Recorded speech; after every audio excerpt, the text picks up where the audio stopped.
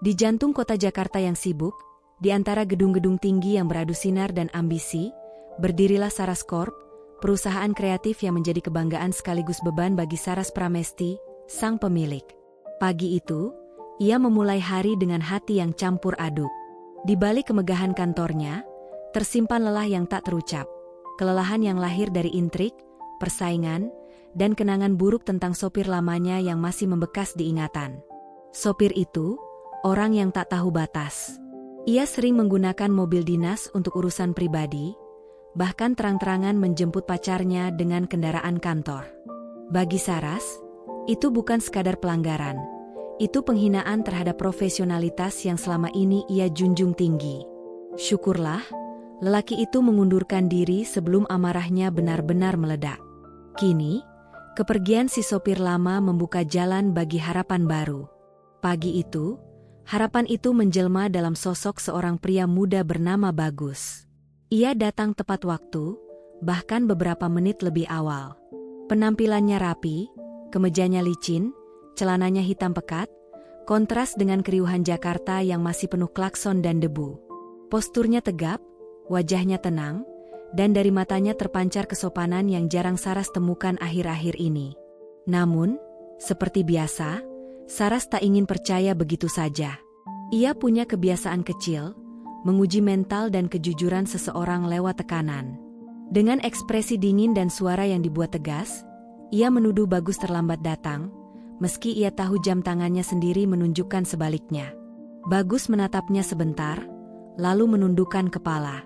Tidak ada bantahan, tidak ada nada tersinggung. Ia hanya meminta maaf, dengan suara rendah tapi tulus. "Saya sadar diri, Bu, saya cuma sopir," ucapnya pelan. Kata-kata sederhana itu menusuk hati Saras. Bukan karena nada pasrahnya, tapi karena kejujuran di baliknya. Dalam sekejap, dingin di wajah Saras mencair menjadi senyum tipis. Ia lalu mengakui bahwa itu hanyalah tes kecil, dan Bagus lulus dengan nilai sempurna. Sepanjang perjalanan menuju rapat pagi, suasana di mobil terasa lebih hangat. Saras mulai membuka percakapan, menanyakan latar belakang sang sopir barunya. Bagus bercerita dengan jujur, ia anak yatim piatu, tulang punggung bagi satu-satunya adik perempuan yang kini sakit-sakitan. Setiap rupiah yang ia hasilkan bukan untuk gaya hidup, melainkan untuk biaya pengobatan dan sekolah adiknya. Namun tak sekalipun ia terdengar mengeluh.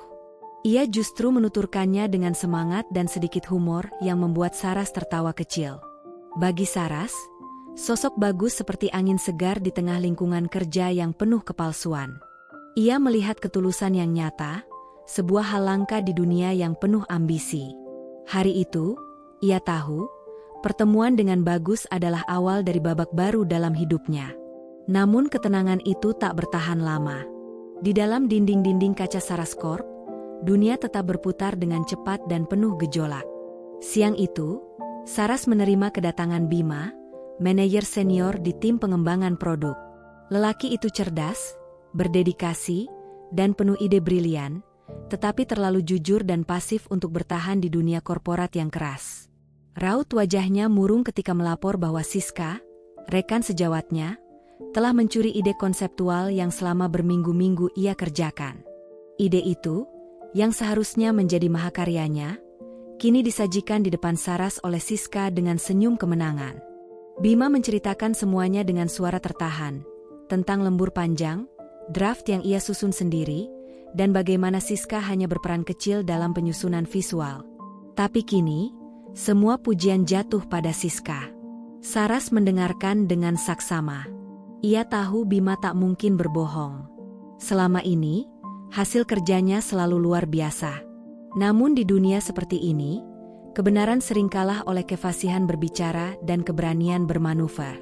Ia menarik napas panjang, lalu berjanji dalam hati untuk lebih berhati-hati menilai siapa yang pantas diberi kepercayaan. Kepada Bima, ia hanya berkata lembut, "Bersabarlah dulu. Cobalah bekerja lebih terbuka dengan Siska." Kadang, cara terbaik menyingkap kepalsuan adalah membiarkan kebenaran membuktikan dirinya sendiri. Tepat di tengah diskusi yang memanas antara Saras dan Bima, Pintu ruangan itu tiba-tiba terbuka tanpa ketukan. Siska melangkah masuk, anggun, modis, penuh percaya diri. Senyum manis tersungging di bibirnya. Namun bagi Saras, senyum itu terasa seperti topeng tipis yang menyembunyikan sesuatu yang busuk di baliknya. Begitu pandangan Siska bertemu dengan Bima yang duduk di hadapan Saras, senyum itu perlahan memudar. Dalam sekejap, suasana ruang kerja yang semula tegang berubah menjadi hening yang menyesakan. Siska segera mengambil alih kendali suasana. Dengan nada manis yang dibuat-buat, ia memuji keberhasilan pitching besar perusahaan, seolah seluruh kerja keras itu adalah hasil jerih payahnya sendiri. Saras mendengarkan sambil menahan diri, lalu dengan nada tenang namun tajam, ia menyentil Siska mengenai pekerjaannya yang belakangan ini kurang akurat dalam detail kecil. Reaksi Siska muncul seperti yang sudah diduga. Alih-alih meminta maaf, ia justru bersikap defensif dan acuh tak acuh. Seolah hal-hal kecil tak layak diperhatikan bila dibandingkan dengan kesuksesan besar yang diklaimnya. Saras memandangi kedua bawahannya itu, dua sosok yang bertolak belakang. Bima yang jujur namun terlalu pasif, dan Siska yang ambisius sekaligus manipulatif. Ia tahu, sesuatu yang beracun sedang tumbuh di antara mereka. Dan bila dibiarkan, racun itu bisa melumpuhkan seluruh tubuh perusahaan. Hari berikutnya, drama di Saras Corp mencapai puncaknya, bukan di ruang rapat, melainkan di tempat yang paling tak terduga, halaman parkir kantor. Saat itu, Saras tengah bersiap untuk menghadiri rapat penting ketika suara melengking terdengar dari luar. Ia mengenali suara itu tanpa perlu berpikir panjang. Siska. Ia mengintip dari balik jendela dan mendapati pemandangan yang membuatnya menggeleng perlahan. Siska, dengan pakaian modis dan gaya yang mencolok, berdiri di depan Rudy, office boy tertua dan paling rajin di perusahaan.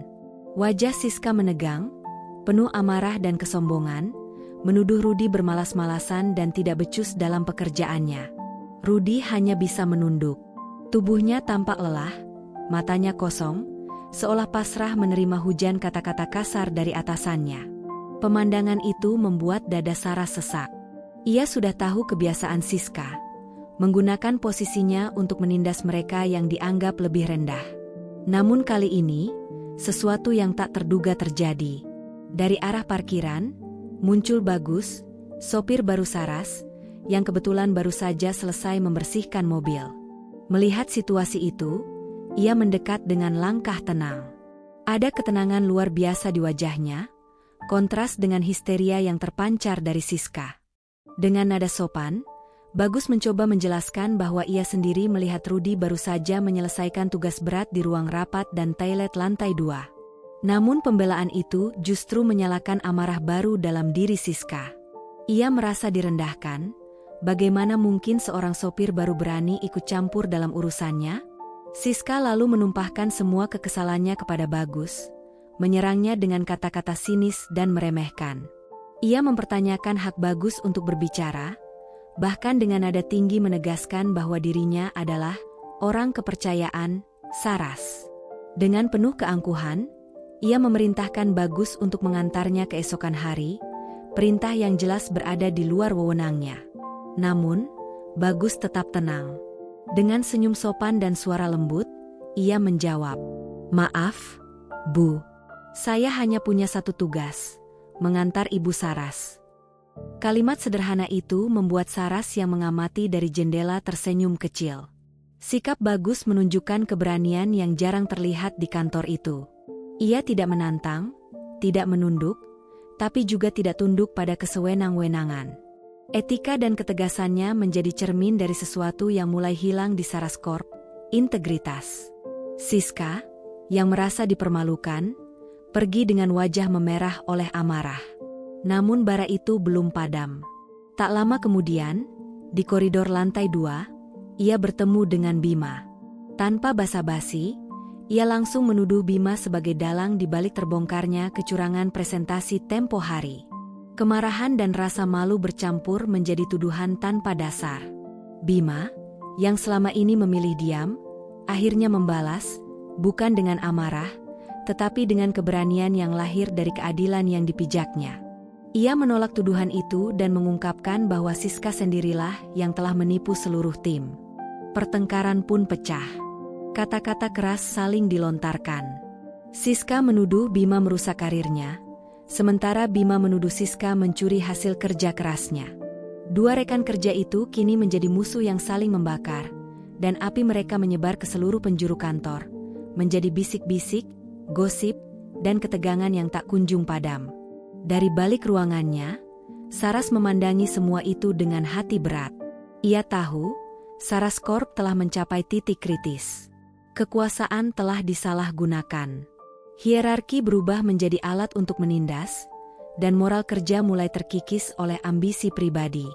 Namun di tengah kekacauan itu, Saras melihat satu cahaya kecil, sosok Bagus. Ia bukan manajer, bukan eksekutif, bahkan bukan pegawai tetap. Tapi ketenangan dan integritasnya telah menggoyahkan sistem palsu yang selama ini berdiri di kantornya. Dalam kesederhanaannya, Bagus justru membawa sesuatu yang lebih berharga daripada prestasi atau jabatan, ketulusan dan moral yang tak bisa dibeli oleh kekuasaan. Saras Pramesti tahu, drama di kantornya tak bisa lagi dibiarkan berlarut.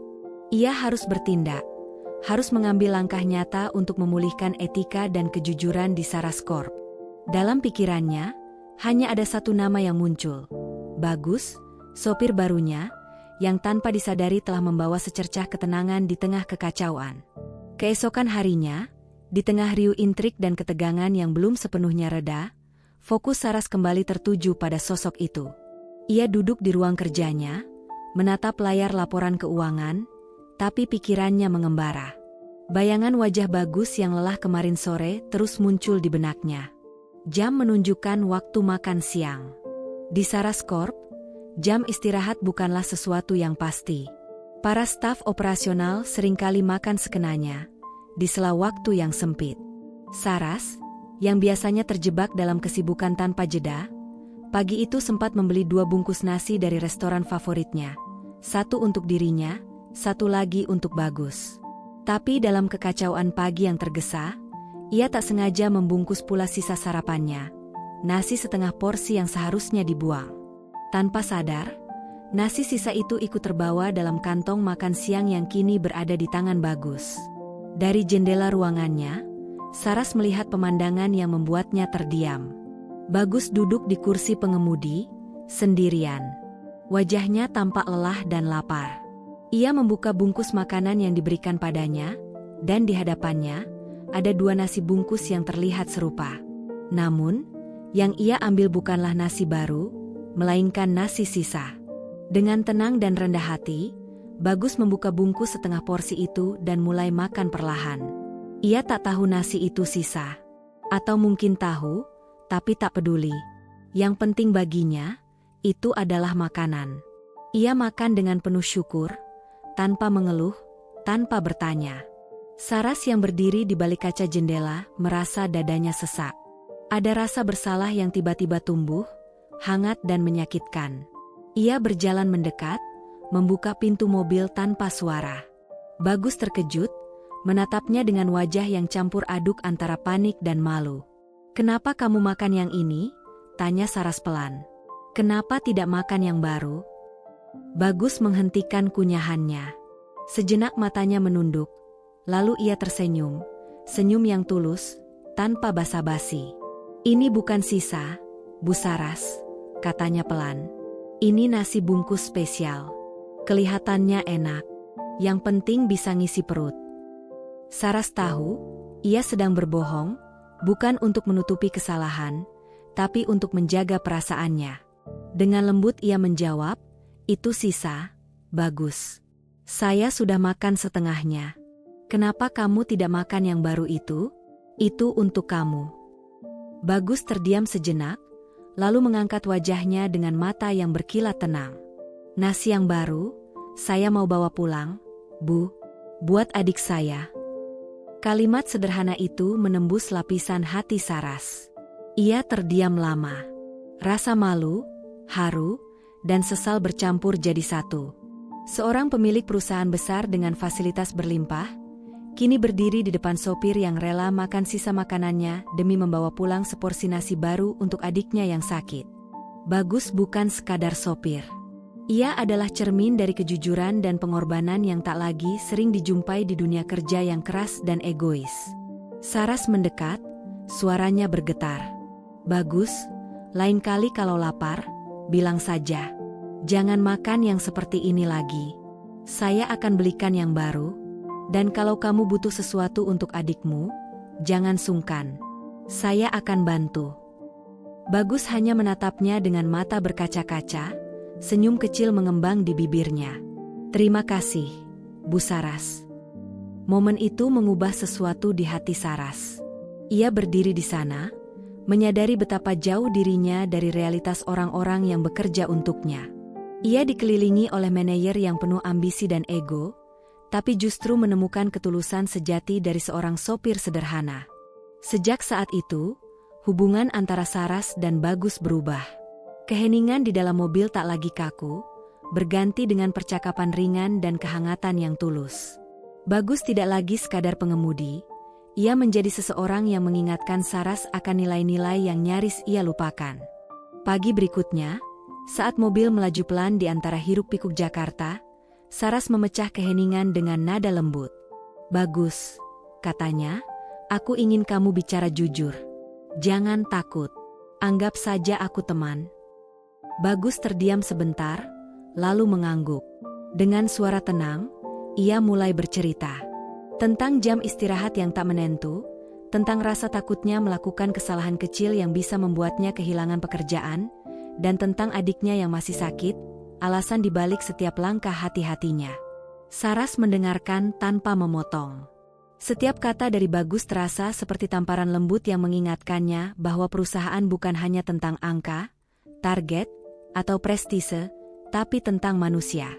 Tentang hati, dan tentang rasa saling menghargai yang sesungguhnya. Hari itu, di balik jendela mobil yang berembun, Saras Pramesti sadar. Bukan kekuasaan atau uang yang menggerakkan roda perusahaannya, melainkan kejujuran sederhana dari orang-orang seperti Bagus. Saras duduk di kursi belakang mobil, sementara jalanan Jakarta sore itu melaju perlahan di luar kaca. Di tengah perjalanan yang sunyi, Bagus akhirnya membuka suara.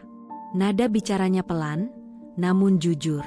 Ia mengakui satu hal yang selama ini disimpannya, bahwa ia sempat mendengar rumor dari para staf lain, rumor yang menyebut Saras sebagai bos yang galak, dingin, dan tak kenal kompromi.